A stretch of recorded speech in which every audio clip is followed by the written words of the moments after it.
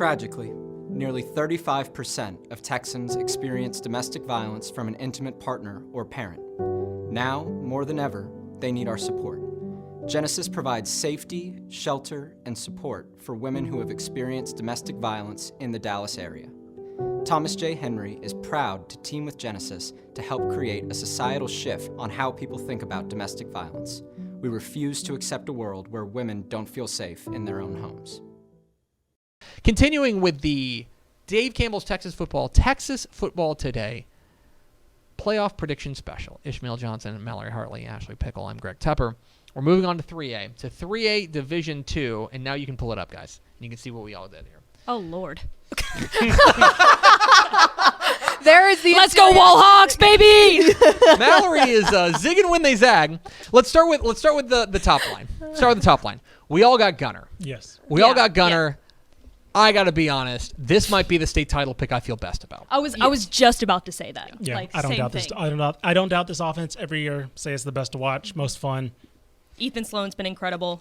Yeah. Mallory said I could go off the charts here because we can have fun because we all know that Gunner's the favorite. Yeah. We don't, I think that Gunner has to be the favorite there. They've been number one wire to wire. They've shown no signs of slipping. They had one game that was pretty close with Bells, and I want to say they won by 2 touchdowns. Yeah. It just doesn't feel like there's a team out there that is, I don't want to say in Gunner's weight class, but like they just do seem like the class of 3A Division 2. Sure. Yeah. No, I 100% agree with that. Okay. So let's bounce up to Region 1. So Canadian is 30-1 in their last 31 Region 1 playoff games. And that's not enough for Mallory Hartley. Trash. Fantastic. Mallory Hartley, the Wallhawks, I don't hate it. I don't hate it. I mean, looking at their schedule, I think they've had a couple of pretty good wins. I think that Jim Ned win was pretty good. I know Jim Ned's not up to their normal standards as they usually Won are. their district. But I think that Jim Ned win was good. I think the Cisco loss is a little concerning just because I don't think Cisco is I think They're Wall big, is well, they're better bigger than than them for Cisco. sure, yeah. Yes, for sure. I think that's a little concerning. But I really like this Wall defense, too, led by defensive back Nathan Pepper. He's just a lockdown kind of guy. We talked about him on Women Talking Football a couple months ago, but I really like this defense, and I think that's enough to Their flexbone offense. One. Their flexbone offense is a problem. Their flexbone offense is a problem. It's hard to study for. It's hard to get ready for. They're dropping down from 3A Division 1. I was fixing to say that's the other thing. When you get into here, the drop down too, their numbers are good. Like they have good numbers compared to a Canadian team that they have a hurt. lot of experience on defense too. I think Yeah. they got like 10 or 12 defensive starters that returned from last year. Yeah. So I like the experience that this defense. They've is bringing got to the table. playoff pedigree. They are district champions, certainly. I just think that Canadian owns Region 1, and until somebody I don't disagree. I think until that's- somebody beats them in Region 1, I think they've got to be the pick. Yeah, basically. It feels like Gunner Canadian out of that side of the bracket just seems like every year is the matchup. Region 2, we've all got Gunner. I don't know. I think that the second best team in that region is maybe Bells, and they've already beaten them. Maybe Holiday. Like, if you want to get on board with Holiday, their defense is pretty good. But just, like, again, with Gunner, much like Canadian, they've just been so dominant. They've won 28 straight Region 2 games. Well, and you look at the win they had against Brock, which is a 3A Division 1 team that we're very, very high on. And when they beat them, we didn't even bat an eye. We were just like, yep, I mean, to be honest with you, that's kind of what we expected. Yeah. Yep.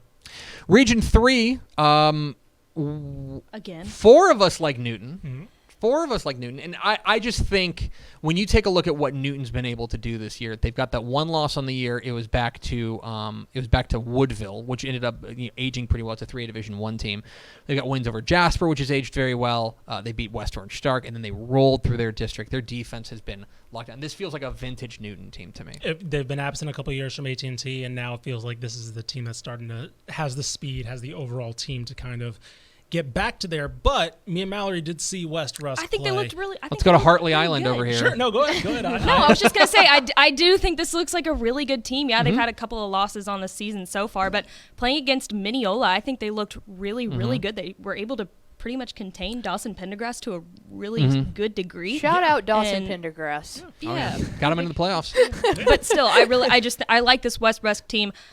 I don't know if it's enough to beat Newton, but They can I wouldn't be score. surprised if it were to happen. If it gets into a shootout, they can hold with it, which is something that a Newton squad hasn't had to face all year. No one has been able to get into any sort of a shootout, and if anyone was going to do it, I think you're right with West Rusk. Yeah. I like Andon Mata. I like their quarterback a lot. Yeah, he looked really, really good. So this I'd probably pencil them in as the second, my second team out of that region. So then in Region 4, let's all gang up on the Canadian guy, because all of us like Poth. We've all got Poth, with the exception of Stepp, who likes Lexington out of Region 4.